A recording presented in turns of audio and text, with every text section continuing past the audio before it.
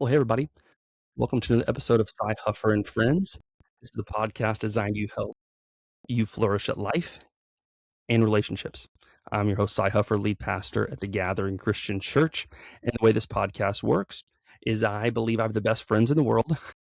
And I believe they help me flourish at life and relationships, and that me sharing them with you will help you flourish in those two areas too. So if you like what's happening here, we have a different guest and we talk about different topics and things. You can always follow along on YouTube and Apple and Spotify. And we also have an Instagram account if that's helpful for you. So today I am super excited because I get to invite one of my really, really good friends and someone that I have really looked up to ever since I met her. And so her name is Jenny Matheny, I guess, or do you go by Jennifer now? Jenny. Okay. I saw that's your publishing name. Okay. So Jenny was my youth in middle school, my youth pastor's wife. And I got to know her back in Muskogee, Oklahoma, and just fell in love with Art and Jenny. They're some of the best people you will ever meet.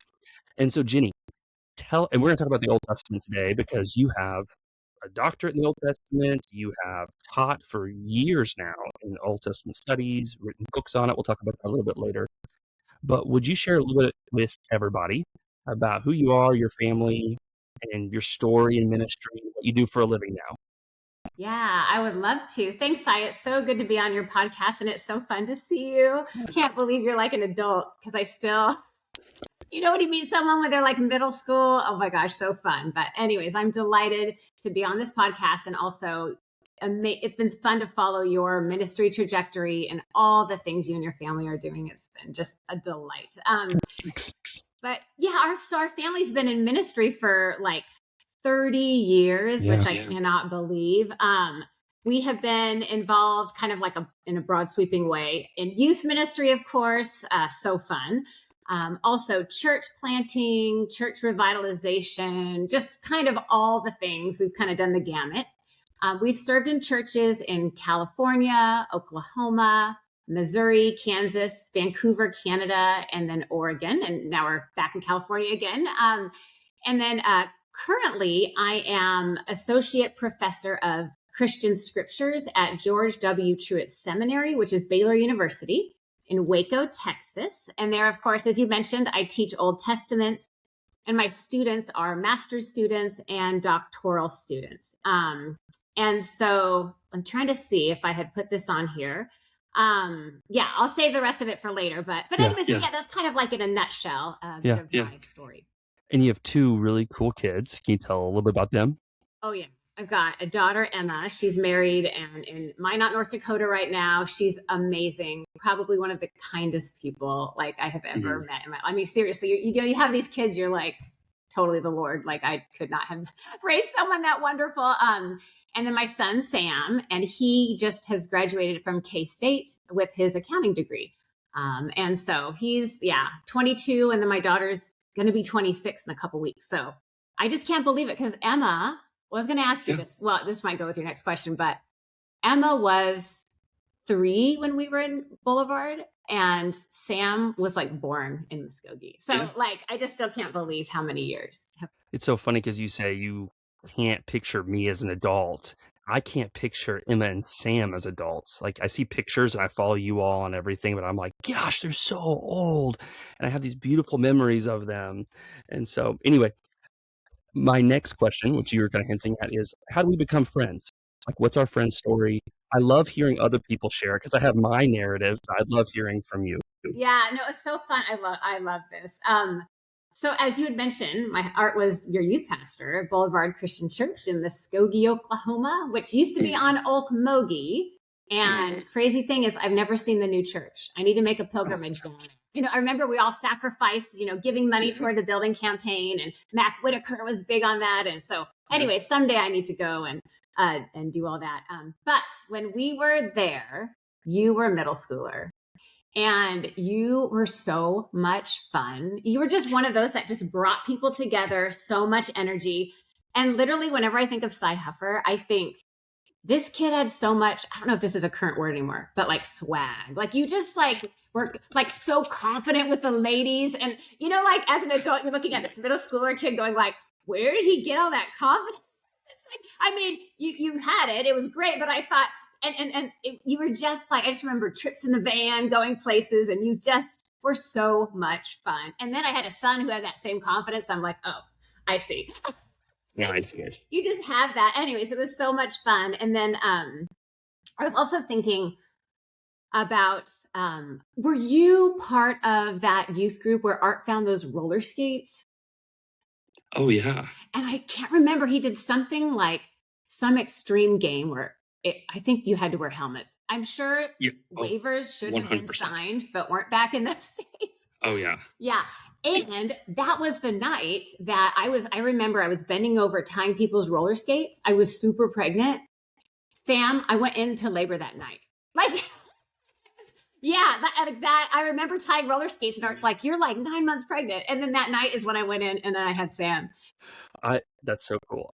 Well, I felt like I started getting to know you more, because when you pastor, that's your youth pastor, you kind of know his wife. Of course, you're connecting with the man because you know him, and you're probably hanging out with more of the middle school girls and stuff. But we played trumpet together in the worship band. And so we had like a brass ensemble, and that's when I really got to hang out with you and Josh Huckabee. We would always play together, and that was just so many sweet memories of just being able to hang out with you and get to know you, not just Art, and fall in love with who you are in your heart, and you're willing to do anything for the kingdom. And I love that. Yeah, absolutely. Oh, Sai, that is right. I'd forgotten about playing trumpet. That was because that is when you actually do. We got to have a lot of conversations and talk and figure out how to transpose music together and all these things. And oh my goodness, that was so fun. And Huckabee, I mean, yeah, you guys were you were and are so special, like 100%. And you got to come up to Canada. I remember your family coming through. That's right. I think I had to stay home with the kids, but that's when Art ran to see you, brought some crazy dude named Jonathan Lionheart. I know. Remember this? And then, and then I just thought, isn't it funny how our paths cross, and then like you and Jonathan are still like so close to this day. Oh yeah. Yeah, met in high school, and now he's one of my best friends. He's my accountability partners. We talk every night, and all the things. So he's amazing, and that's because of Art. And then find him for you. I know. We met randomly in Vancouver, and then I walk out of my dorm freshman year, and he's across the hall. Just happened to be across the hall from me. It's crazy. I can't believe he went to Ozark like that. Yeah. Anyway, Jonathan's so cool. We're going to focus in on your topic, on the Old Testament, and this passion that you have, and this wisdom and experience that you have of reading it, studying it, trying to apply it. How does it apply to Christians today? And so I've had a question. I've had this question come up a lot. Yeah. Especially since the war in Iran and Americans being so allied with Israel. There's a lot of stuff that has kind of made people turn to the Old Testament and ask questions. And I think it's healthy. I think it's good to try and understand our Bible, this authority that we have in our lives, and say, hey, what does this mean for us today? Right. And so I have several questions I just wanted to kind of pull out from you about this topic. So first, when did this start for you? When did this passion, this love for the Old Testament start, and how did that come about? Yeah, actually, this is such a fun question. Because like, as you mentioned, the Old Testament, it's complex. And even pastors in recent history have said we need to unhitch it from the New Testament. There's been some pull like, do we need it? I think that is such a huge question in our culture right now. But what's interesting, and I don't even know if you know this about me unless you've listened to me talk on another podcast, but I actually used to be afraid of the Old Testament, like deeply afraid. When I went to Ozark Christian College, I went there to understand the Bible better. I knew so little about it. In fact, one of my first boyfriends at Ozark, I remember him saying, hey, something about, that guy, or, Moses. And I literally was like, I don't know who Moses is. Like, I had no Old Testament knowledge going in. All I knew is Jesus loved me. Don't ask me where to find that. But I knew Jesus loved me. And so going to Ozark, I look back now, I'm like, this is so funny that I'm an Old Testament professor. Because I knew nothing going into Bible college. And the reason I was afraid of it was I had a relative who thought frogs were evil. And she was a God-fearing woman. She had amazing faith, but she was never took a course on hermeneutics or how to, understand the Bible and what it means. And so I think when she read the plagues in Exodus, she just kind of drew a strange line that, frogs were one of the plagues, so they're evil. So as a kid, all of a sudden, like one day I knew my Kermit was missing, and I was informed by someone else that, she thought it was evil and threw it away. And so I'm like, what? So literally growing up, I'm like, Old Testament's weird. I think I'll stay a Christian. I do love Jesus, but I don't want to like read it because I don't want to get all like, a little woohoo. So I just honestly was like really nervous of the Old Testament. And so anyways, and quick side note, frogs are not evil. All creation is good. That's right. But it's really nice to have some help understanding things. But this happens. I think this is a lot of many people's stories. You have some people that love the Lord and then they apply things in a little bit of interesting ways and you're not sure how to combat it, So anyways, lo and behold, finished my undergrad degree at Ozark. We were at then Boulevard Christian Church for quite a few years. And then my husband, Art, went to MDiv to get his at Regent College in Vancouver, Canada. We had 2 small kids in tow. Sam had just been born. Emma's like 3. And then that second semester, I didn't plan to go to school, but spouses got to audit a course for free. And I took Old Testament theology and my eyes just filled with tears. And I began to see how these strange parts of the Bible came together for the first time, how themes emerged. It helped me think theologically about the Old Testament and just gave me a new pathway. So anyways, that turned into more courses because as a spouse, they're 50% off. I'm like, ooh, that's a good deal. So literally I thought, well, I need to figure out this Old Testament thing first. I'll get a master's in Old Testament. Had no idea I'd ever teach with it. It was just one of those things where you're just following what's next. And I just wanted to say a quick thing for anyone listening. When looking at my life now, I would have done my master's different. I would have TA'd or GA'd, been a graduate assistant. I would have tried to publish. I would have been a maniac. But because I didn't know what was next, I just did my work and focused on my kids. And I look back now as not knowing as a gift because I think I would have missed a lot of their life during those 4 years because I'm very driven. And so I thought, you know what? I think the Lord in a very, kind way, I did not know what was coming. Because if I knew I would be a professor, oh my gosh, I would have been anxious and done all these things. And anyways, I would have missed the most important things during those years. So anyway, so then we ended up leaving Regent, church planting. And then Sam started kindergarten and this is in Oregon. And I was like, well, I guess I need to work because we need to make more money, and I was like, I still didn't know what I'm doing with the master's of Old Testament. I applied for jobs like cleaning hotel rooms, which I did when we were in Regent, all these little odd jobs, working in a dentist office. I'm like, I don't know, maybe I can teach at a Christian high school. I don't know. And no, every door was closed. Nothing opened. And then this woman that I was talking with, one of the moms at the elementary school, was like, oh, you have a master's in Old Testament. You should teach at George Fox. And I was like, huh? Never crossed my mind. I applied. I didn't, emailed them, applied just to cross it off my list. I just felt like the Holy Spirit was like, just do this. And I'm like, fine, do it. Cross it off my list, move on to something else. And ended up getting a job adjuncting, and the rest is history. Fell in love with it. And then after a few years of lots of courses, was like, yeah, I need a PhD. I love teaching. So it was just, I always feel like that accidental academic, but it's been a gift. And then, just getting to explore lots of the hard questions of the Old Testament in my PhD and as we've gone on. And so it's been fun to watch the Lord, not trust me with open doors. I would have settled. I'm like, yeah, this works. It's a paycheck. I'm just like, whatever. So anyways, it's just, kind of that's sort of how it's unfolded. And it's been really fun to see God, give us the desires of our hearts in ways that I didn't even know were there. So. Absolutely.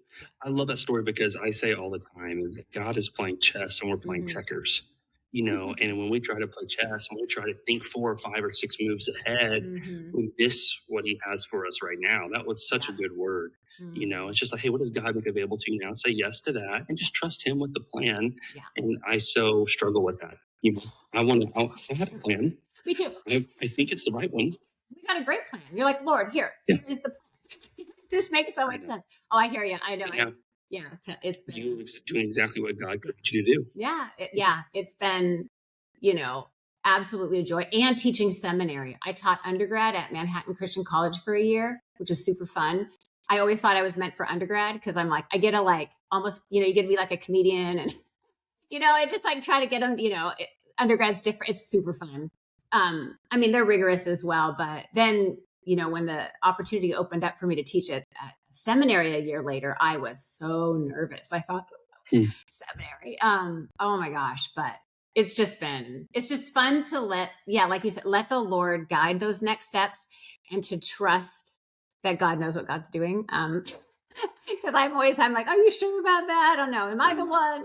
Yeah. So it's been fun. So let's dive in here. Yeah. So one of the biggest questions and one of the earliest heresies of the church is that there are two gods. Yes. That there's this God of the Old Testament, and God of the New Testament. Yes. And that they're not the same. The one in the Old Testament's angry and full of wrath, and the God of the New Testament is gracious and loving and kind. So kind of speak to that as a heresy by a guy named Marcion or Marcion, depending on how you want to pronounce it, I guess. Yes. And so, but how would you answer someone if they ask that question to you? Yeah, no, absolutely. I think this is such a common misconception, and we can get to Marcion in a minute.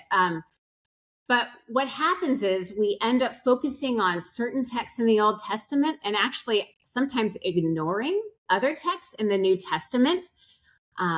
It's very easy to, you could actually flip the argument and say that the New Testament is violent, right? Like Jesus says, in Matthew 10, do not think I've come to bring peace to earth. I've not come to bring peace, but a sword, right? We have Jesus cursing a fig tree when he's angry. We have, some difficult parables in Matthew 13. There's Judgment Day in the New Testament. There's actually a lot of violence in the New Testament. So I think what happens is depending on what you emphasize, it definitely can seem like God of the Old Testament is this wrathful vengeance God, and the God of the New Testament is of love, and all of that. But if you read the whole thing, you see, oh, wait, I need to slow down a minute and not make those kind of quick assumptions. In the Old Testament, we have verses like Exodus 34, that the Lord is compassionate and gracious, slow to anger, abounding in love and faithfulness. We have God caring for plants and animals in Psalm 104. In Isaiah 40, we have God as this gentle shepherd carrying God's people. Leviticus 19, caring for the stranger, the foreigner, right? So it's interesting, depending on what you want to emphasize, you can actually, kind of make the opposite case. So does this mean that God is actually loving and merciful, but vengeful in New Testament? Absolutely not, right? This is where we want to be careful what verses we pick and choose from. Anger and love are present in both. One of the things I did in one of my publications was look at anger in the book of Jeremiah. And what is interesting is with anger and judgment, every word of anger, I looked at it with the prophet. God even says to the prophet Jeremiah in Jeremiah 6, pour out your wrath, pour out your anger, Jeremiah is one of those great prophets you really get a feel for from a young age, and some of his internal dialogue and all of that. And it's interesting because anger is connected with two things. Is the people being unfaithful with the covenant, and the second is not caring for the widow and the orphan and the stranger, the poor. And so when there's anger, it's tied to injustice. And so this is something I think a lot of us get angry about as well, right? Think we want loving God and neighbor, right? We're going to see that across. Those are the huge things that we need to pay attention to. And so when you do see it, you're like, it's good to ask, what is the anger about? What is going on? And in reading that well. So anyway, so lots of stereotypes about God being angry, but it's usually, again, when the vulnerable are oppressed, and vulnerable people are being taken advantage of. And so I think that's really important to keep in mind. We see that in Exodus 22 through 27. Do not mistreat the widow or the orphan. If you mistreat them when they cry out, God says, I will hear their cry. My wrath will burn, right? And then it goes on with other in issues of injustice. And then Amos 2 says, they sell the innocent for silver, the needy for a pair of sandals. They trample on the heads of the poor. In 7, in 5, for I know how many are your offenses, how great are your sins. There are those that oppress the innocent and take bribes and deprive the poor of justice in the courts. Therefore, this is what the Lord says, there will be wailing in the streets and cries of anguish in every public square. So here you see God's anger, being tied to those issues. So I think what's important is to realize that this is in both Testaments. It has to do with injustice most often. And again, the greatest commandment, when Jesus talks about this in Matthew, right, it's straight out of Deuteronomy and Leviticus.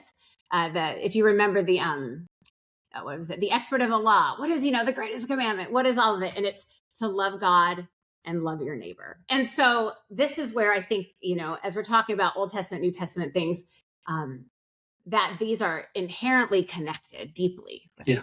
Jesus, it's like, what's the greatest commandment? It's not that you do away with everything, but like, what are the things that we are carrying forward in this? And so, yeah, I think that what you've said is a common misconception. Many have had it. But if you read closely, you realize the heart of God for love and flourishing, which is what your podcast is about, right? It's God's heart from the very beginning of Genesis all the way to Revelation. That's right. I think you did such a good job of explaining how the just wrath of God is found out of the love that he has for his plan, his covenant, so that everyone will see, so that everyone knows, so everyone will be blessed. When that doesn't happen, he gets angry. He's like, I have a plan to rescue the world from sin. You guys aren't fulfilling it. And then also protecting the vulnerable, right? Yeah. It's like we applaud people when they stand up to a bully. Yeah. Who's hurting a weak person or someone who's vulnerable, someone who is oppressed or suffering. It's like it's always okay for Papa Bear and Mama Bear to come out to protect their kids. Yeah. Right? We're like, I would do that too. I'd go to prison for my kids, right? Where does that come from? It comes from love. Yep. 100%. And that's where that just anger comes from. Yeah. It's so good. What was the Marcion heresy? Oh, yes, it was like the first one, big one in the history of the church. Yes. And why do you think the church fought so hard for maintaining one God over both testaments? Yeah. Great. So Marcion was a teacher. In around 140, he was in Rome. In 144, he presents his thoughts and ideas in a formal meeting. And the issue was he ended up being excommunicated and labeled a heretic. And so what happened was he insisted, right, that the gospel was one of only love. And Marcion had a hard time reconciling the Old Testament law and saw it as a dichotomy. So this is before the scriptures were canonized, like in the Bible we have now. And so he ended up being one of those that kind of propelled that conversation forward in the church. So I always joke, sometimes out of, difficult discussions, good things can come, and they did. But so what he decided was, I'm throwing out the Old Testament. That's not the God I know, right? The God of Genesis is not the one true God. From his ideas, he established like-minded communities that survived into the 5th century. He also dismissed a ton of the New Testament.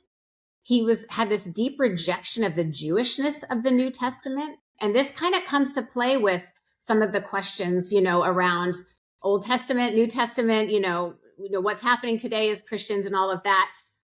But this actually becomes very unhelpful because, as you know, the Old Testament deeply influences the New Testament. And so Marcion, he ended up being labeled, this is not what we want. You don't want to just say, I don't understand it, so we're just going to throw it out, right? And I thought, well, Marcion, if you read the Old Testament carefully, God is a God of love also in the Old Testament, right? And that's what my new book is about. And actually, did you know this? Today is its birthday. It's out today, its release date. I don't have. I just got it. I Yay. got a copy. Guys, this is you need to check this out. Yeah. It's going to be like you said, you got to do some work. Yeah. You need to dive into it. Yeah. But if you really have hard questions about the Old Testament, especially the God being just a God of wrath and not a God of love in the Old Testament, this word hesed is a Hebrew word for the steadfast faithfulness, love of God that Jenny unpacks to show this seed of the gospel started back in Genesis and it goes all the way through Revelation. So pick up a copy of her book. Thanks for the plug. I know. And I think that's where when I talk about the love of God, this word hesed has just captivated my imagination. So many scholars, musicians, because when we think about the unique love of God, it's this word hesed that is almost impossible to define. I do try in there or describe it. But the word ahav, love in the Hebrew, depending on the context, it can be positive, but it can be negative. But hesed is this very unique word to the Old Testament, not in other cognate languages. So it's just, it does lead to flourishing. And where it's forgotten, there's violence. Like, it's so fascinating. But anyways, I could go on. But one of the things I want to mention, going back to Marcion, that the one thing I wanted to kind of us to think about is that how the Jewishness of the Old Testament is important for the New Testament. And that sometimes we forget that Jesus was Jewish, right? That Jesus lived in this tradition. It powerfully influenced his life and message. And I'm always drawn back to his death on the cross and how in a moment of deep agony, when probably breathing was hard, like the songs of worship from the Psalms that were part of his childhood that he had memorized is what comes out on the cross, right? Like these Psalms, these laments, they just erupt right from who he was and is and did for us. And so I just think that there's something so powerful about that part of Jesus that Marcion, I don't think, would have wanted to make a connection with, right? And I think if Jesus thought the Jewishness wasn't important, he wouldn't have, embraced all that part of himself, right? And then he takes law and then he even does something greater with it, right? It's not just murder. It's what you're doing in your heart. It's like, let's step it up. We're leveling up with this stuff, in a really powerful way. And so, there's actually a book I'd love to recommend, on this that talks a bit about this, but also the importance of the Old Testament. Brent Strawn at Duke. He's amazing. I have all of my seminary students read one of the chapters. It's this book called The Old Testament is Dying. And he uses a language analogy and how learning the Old Testament is like learning a language. And I won't get into the weeds of what he does, but I think it's so helpful. He even has a sermon count on how many sermons talk about Old Testament and how few often do. They often focus on the New Testament, things like that. But he says the problem is we want to make it easy for people to connect with the Christian faith, and the Old Testament.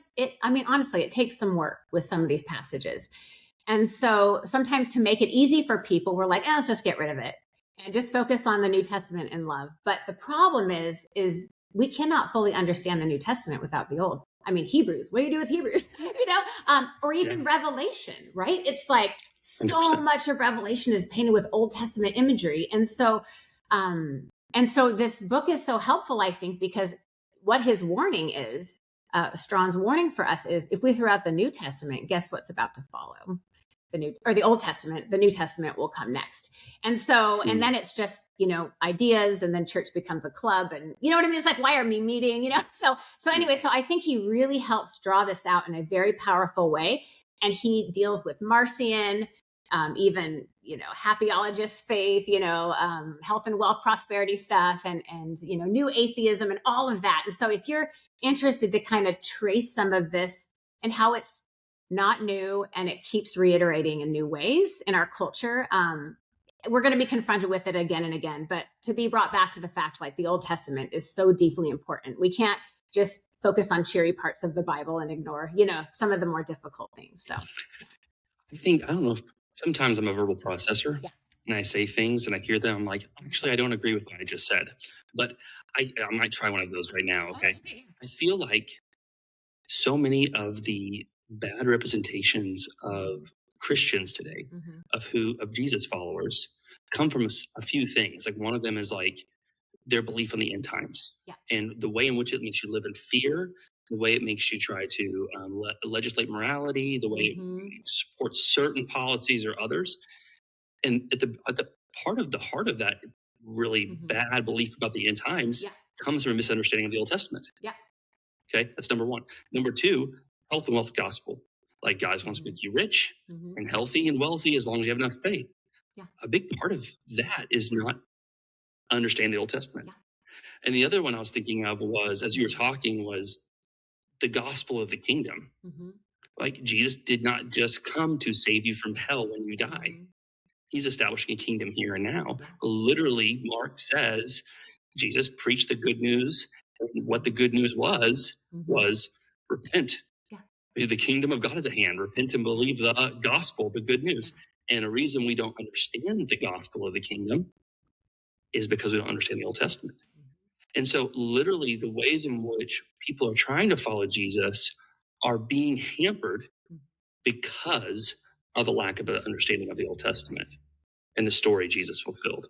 So I'm going to do a lightning round. Okay. So just some quick questions. I don't know if they're quick answers or not. Not. Do my best. That'd be too complex. I can ask questions quickly. Just answering them is hard. So how should Christians understand Old Testament violence and judgment? Yes. Oh, that's such a good question. This should be a really long answer. I'm going to try to keep it condensed.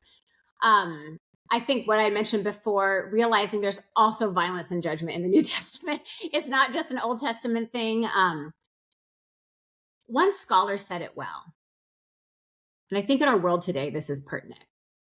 If there was no violence in the Bible, it would not be relatable to our real world issues, and wouldn't reflect real society and context, right? If it just painted this utopian picture, which we all hope for and want for, right? That peace, flourishing, shalom, which is possible now, but people keep sinning and grasping at power and all of that.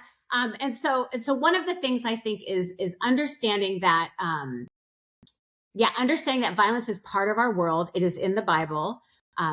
But one of the things is to be asking as we read it is theological questions. What is spoken about God with this? What has been written about God? How do we understand God? And how God is relating to humanity and creation? And we'll see that it's meant for flourishing. From Genesis, in my new book, I actually have a whole section unpacking the Imago Dei.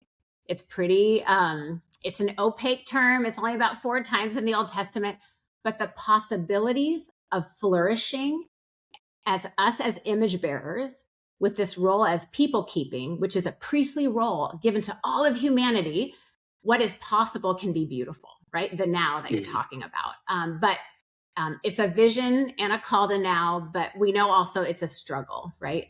For people to live this out. So when we're thinking about violence, I think understanding that that's not the ideal, but it's the world we live in. And so one of the things I would encourage people in understanding Old Testament violence is with the text you're reading, ask what genre this is. What type of literature am I reading?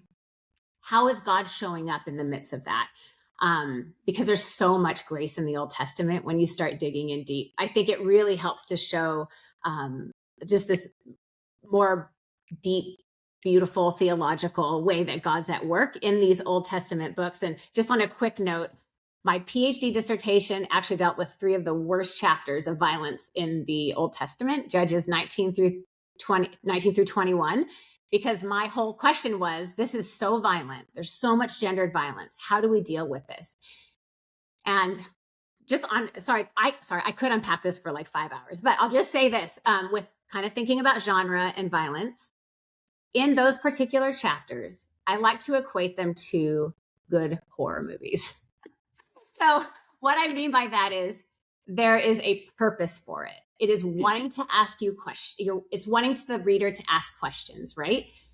Old Testament Hebrew writing, Hebrew literature, we're supposed to engage with it, not just read it and go, right? But say, wait, is that okay? It's inviting us to compare it to other stories, right? To be really engaged with it. And so one of the things with good horror, now I don't want your listeners to go watch horror film, but there's a lot of connections with Old Testament and actually horror film, which is interesting. It's a whole discipline or kind of area of research. I do a little bit there as well. But one of the questions often is in horror film, from early days to modern, is who's the monster in this horror genre, right? Often it's this creature outside that we need to abolish and get rid of. But then with the turn of horror film, you start to see that, wait, the monster's within. The monster's not just out there, it's within. And writers with film genre and Old Testament have actually often found the Old Testament has always done this well.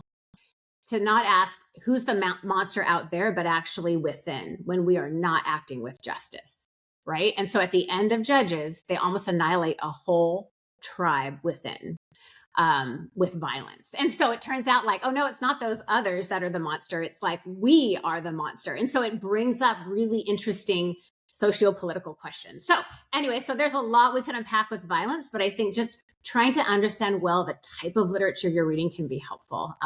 And that violence isn't God's ideal, right? It's a shalom and peace and flourishing. I think it's so good. Who's the monster? Mm-hmm. That's a great question. When I try and tackle this question, I try to help people understand the Old Testament is not happening, one story after another, like 1 week after another week after another week. It's centuries where God's patient grace continues to delay punishment, to give people chance after chance after chance after chance. We don't get the 400 years of him waiting to see if the Canaanites are going to turn it around. We just get that, Abraham, left. 400 years later, Moses comes back and Joshua drives them all out, right? But you have to understand these cultures. Each one of these times, it's got so bad with that culture, it would be like a bunch of people going, you know what? The Holocaust is not okay that's happening right now.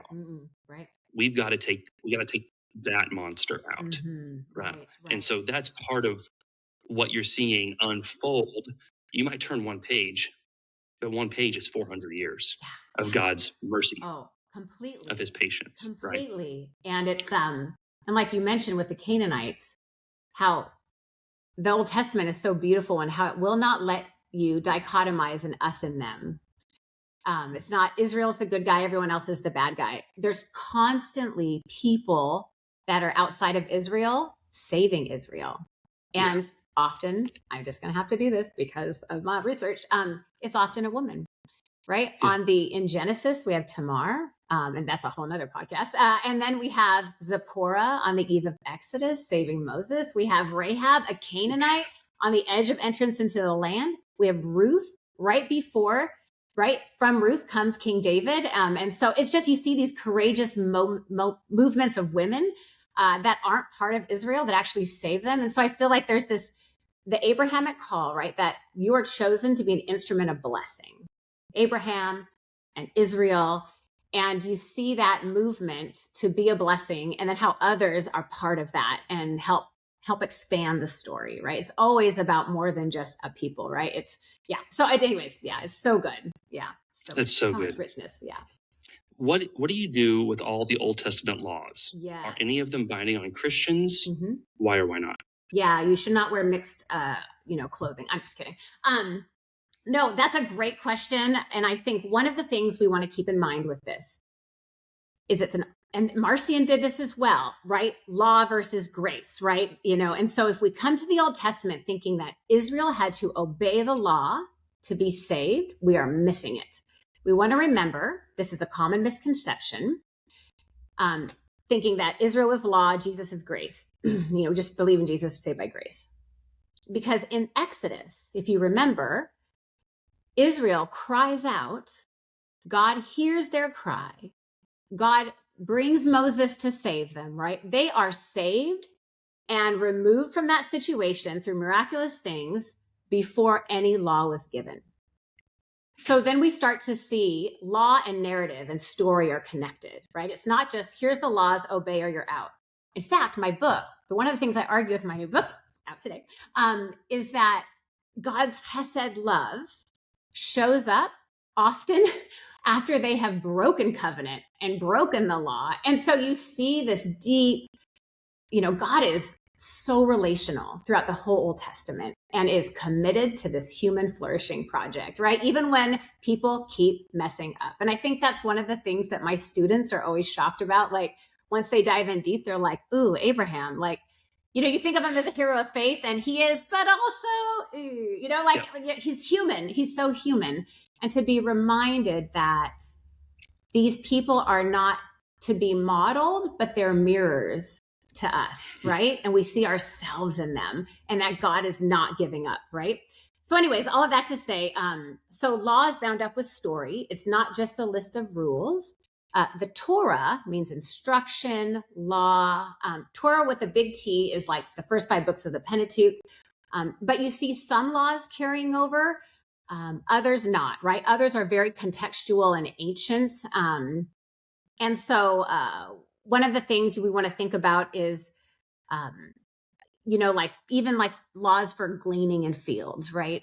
We see that the spirit of that law is allowing for the poor to be able to work and provide for themselves. So there's some laws, right, that might not carry over specifically because we don't own farms. But at the same time, the spirit of the law to care for the poor and the vulnerable, those kind of things do. So there's lots of laws that carry over into the New Testament. Jesus says, I'm the fulfillment of the law, right? So, but not every single, there are some that are very contextual and ancient for that particular community. So I think being able to kind of be careful there. But also, the Psalms talk about loving God's law, and you're like, oh, you love the law.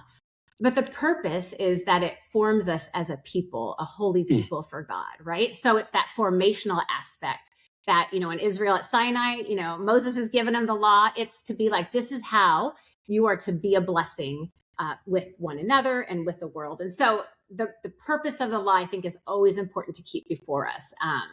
Anyways, if that makes a little bit of sense. Oh, a book I want to recommend, I have all my students read. It's awesome for church as well, for like a Bible study.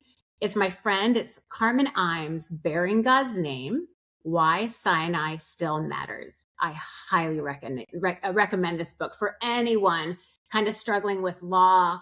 What is its purpose? Does it matter? And she takes to task that whole thing with bearing God's name, taking the Lord's name in vain. It's not about stubbing your toe. But bearing in the Hebrew is to lift, carry. So it's really about, being God's people. So she really broadens that in a really beautiful way. So anyways, just want to recommend it. So good. Mm-hmm. And just for everybody listening here, I'm asking Jenny impossible questions to answer in 2 minutes or less, or 4 minutes or less. And so when she recommends books, that she's giving you a taste. Mm-hmm. But if you do want to dive in deeper, these are great resources that can enable you to do that, because these are bigger conversations than our short little lightning round can cover. Okay? I know. So how about this next one? Yeah, of course. How should Christians approach the concept of Israel and its significance today? Explain to me maybe what replacement theology is, what your thoughts on all of that. No, absolutely. So this is one, and I'll try to do this short as well, and give some books, to chase down later. One thing I always want to start with, even when I'm just preaching and I say the word Israel, I want to say up front that although Israel today is connected to the Israel of the Old Testament through traditions and faith, Israel in the Bible was not a militarized modern nation. So Israel now, I don't equate them in the same kind of manner. This little group of people trying to figure stuff out with God and all of that, and then later exiled and all the things. So we want to be careful there.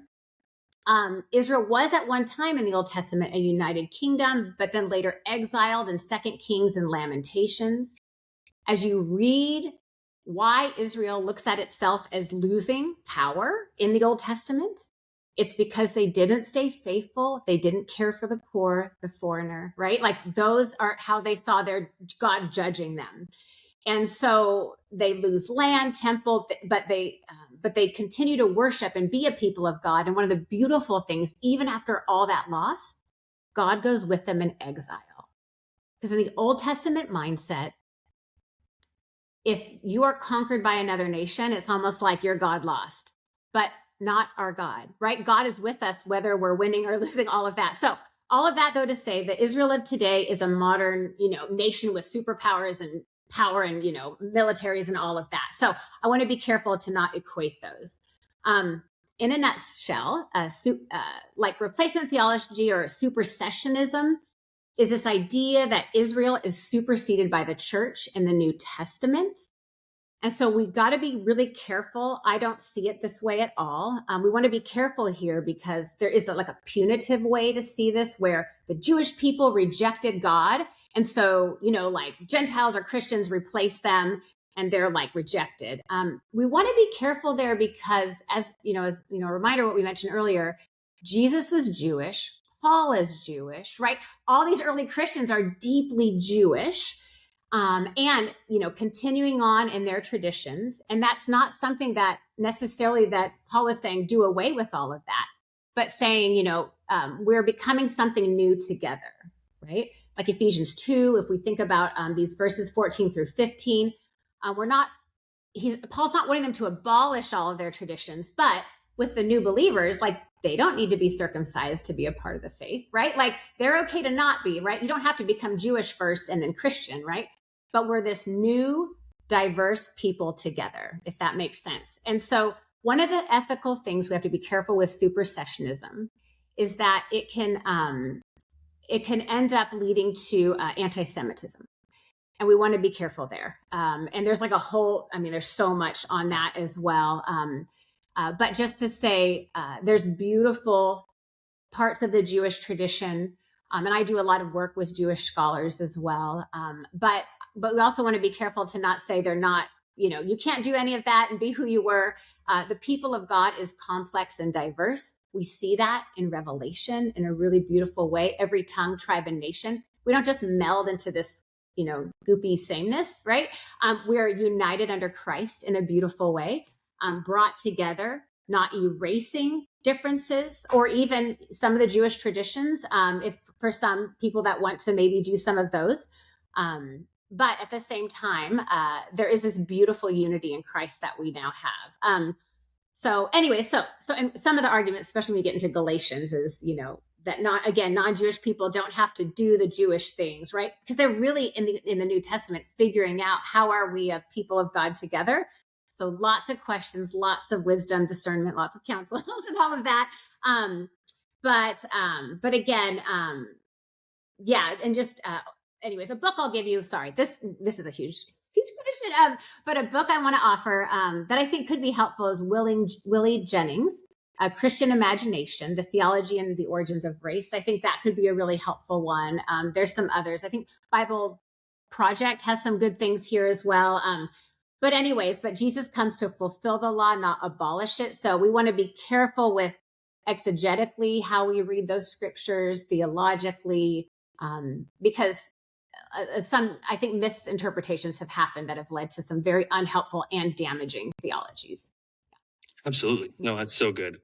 And I think one of the things to help people see is that Romans 9 through 11 is this really, really important, very, very confusing, can be argument that Paul is making to the church in Rome that has believers in Jesus who have a Jewish background, who have a Jewish heritage, who are Jewish ethnically, and Gentile Christians who don't have any of that, but who also believe in Jesus. And what he's saying, not all who are Israel are now Israel. What he's saying, he used the same word twice in two different ways.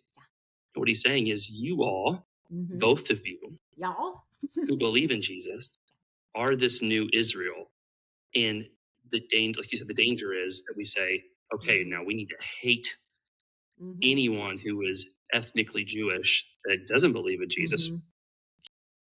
I don't see where that would be in scripture if Jesus ever said that at all anywhere. Actually, he says, love your neighbor as yourself without caveat, right? Yes, but he's saying that here's this new people. You all are all founded because of the grace of Jesus, not to lose your ethnicity, but to be formed in a new image for the world to see that we can all live and love together in a way that honors God. Yes. And it takes work, right? Like it's not losing who you were to like just form into something, but it's being that together. And I think that's where we might have differences of certain things, or even a little bit of theology or a little bit, but it's like we are united ecumenically around the table together. And that is a powerful testimony to, right? Jesus' last prayer was for unity of the church. And I always think when we get to heaven, we're going to say, what was the rubric? And I think that the Lord is going to say, how did you love one another? Right. And I think that if we can do a good job in that, we're doing well. Yeah. So I need to ask you one last question. Sure. This has been so good, so helpful. We had so many other questions we could have asked, but I do want to ask you, if I'm brand new to faith and the Bible, I'm just starting to engage the Old Testament for the first time, what advice would you give me? Yes, I think just begin your adventure of learning how to read the Old Testament well. I led a women's retreat not too long ago. And one of the funnest ways to start to engage the Old Testament, I think, is with the Bible Project.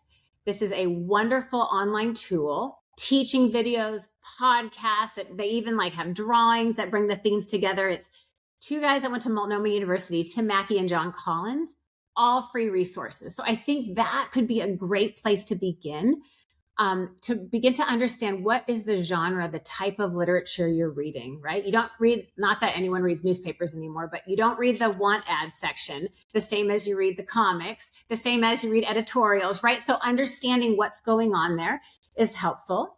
Also remember that people are people. They're going to blow it all through the Bible as well.